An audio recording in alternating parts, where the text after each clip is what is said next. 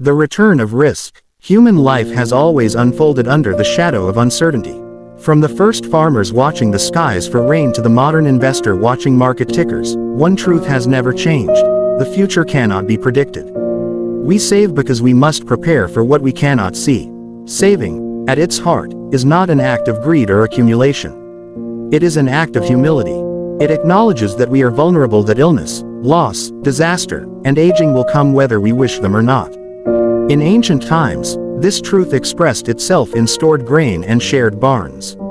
Today it takes the form of insurance policies, pension funds, and investment accounts. Yet the motivation remains the same: protection from the storms of fate.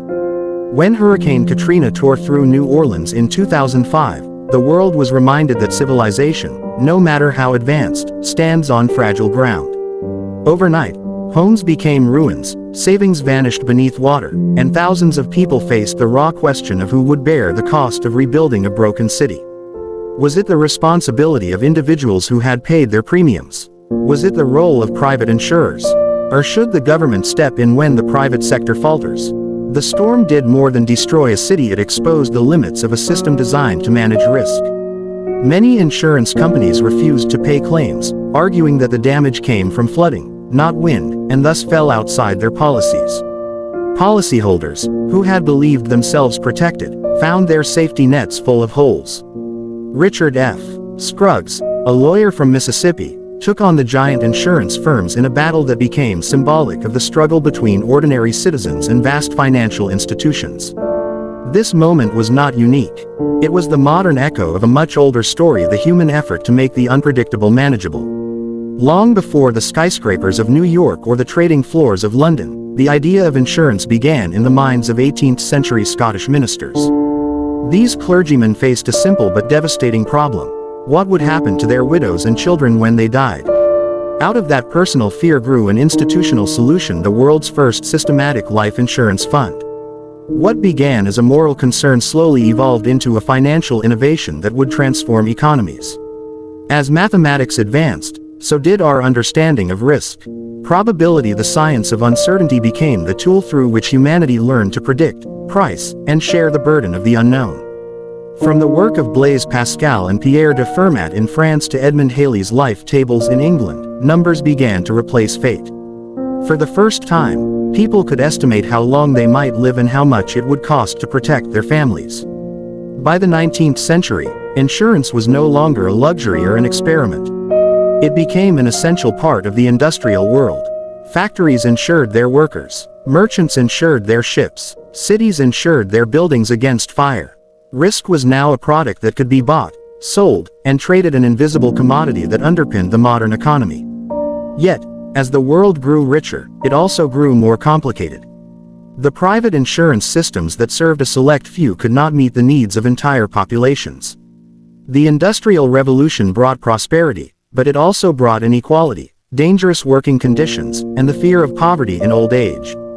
Governments began to see that leaving security entirely to the private market was no longer enough. In the late 19th century, Germany took the first decisive step toward a welfare state. Under Chancellor Otto von Bismarck, compulsory health insurance was introduced, a revolutionary idea that the state itself should guarantee protection against illness, accident, and unemployment. This system, rooted in the logic of solidarity rather than profit, spread across Europe and eventually influenced the rest of the world. In the aftermath of global wars, depression, and Reconstruction, welfare systems became the cornerstone of modern societies. They promised that no citizen would fall too far, that the collective would protect the individual in times of crisis. For decades, this promise seemed to hold. But in the 21st century, the cracks began to show. In the United States, the aging of the baby boomer generation placed immense pressure on Social Security and Medicare. In Japan, where the population is shrinking and living longer, the ratio of workers to retirees has reached alarming levels. Across Europe, debates rage about how much governments can and should spend on pensions, health care, and unemployment benefits. Demographic shifts have transformed what once seemed like stable systems into ticking financial challenges. Fewer young workers must now support a growing elderly population.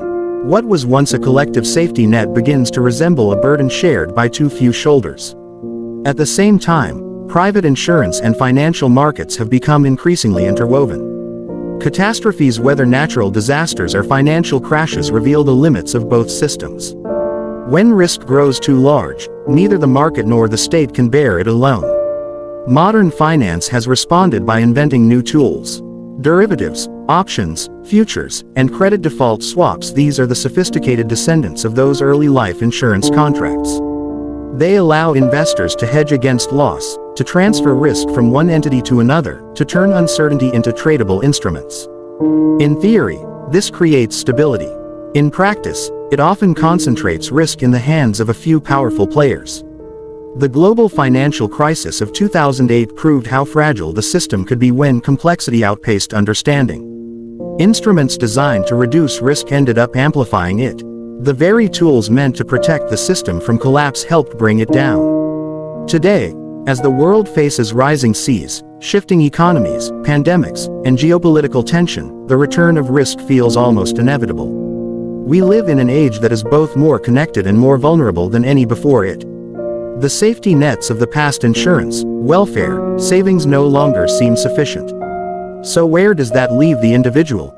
Many economists argue that the burden of security is shifting back to personal responsibility.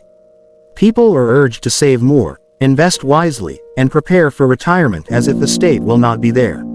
Yet this too is a gamble.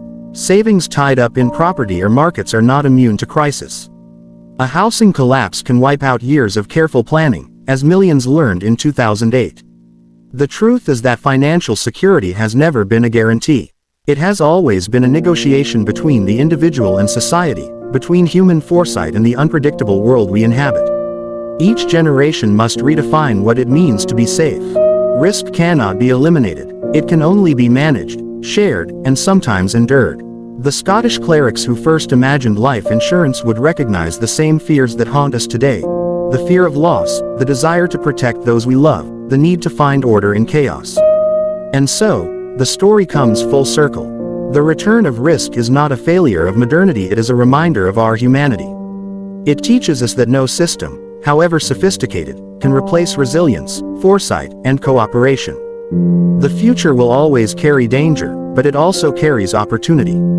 As the world faces new challenge, from climate change to artificial intelligence, from pandemics to economic inequality, the question remains: how will we build systems that do more than insure against disaster?